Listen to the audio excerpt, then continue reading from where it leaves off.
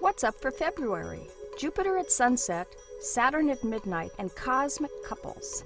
Hello and welcome. I'm Jane Houston Jones at NASA's Jet Propulsion Laboratory in Pasadena, California. This is the last month to spot Jupiter in the evening skies until next fall. Try to get one more look, especially at the southern equatorial belt, which seemed to disappear last year and has just begun to re-emerge. Watch the crescent moon below, next to and above Jupiter.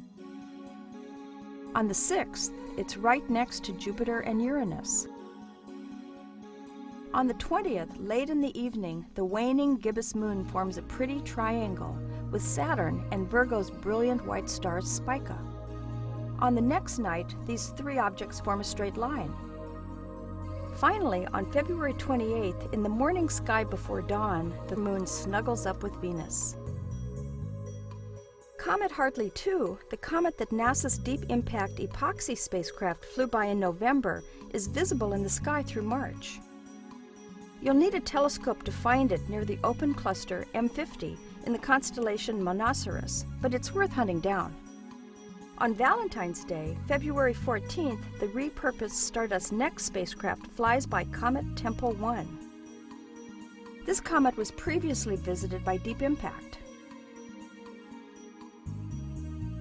Saturn shines in the late evening at the beginning of the month, but your best views of the ring planet this month will be after midnight, when it's highest in the sky.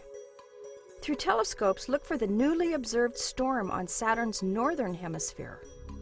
Asteroids. The first four discovered, Ceres, Pallas, Juno, and Vesta, all make appearances in our sky later this year.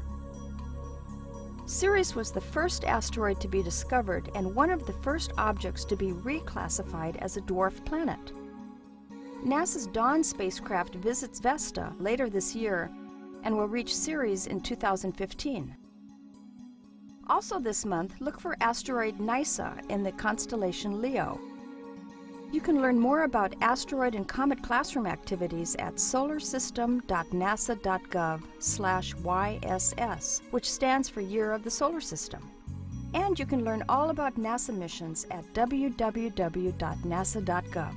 That's all for this month. I'm Jane Houston Jones.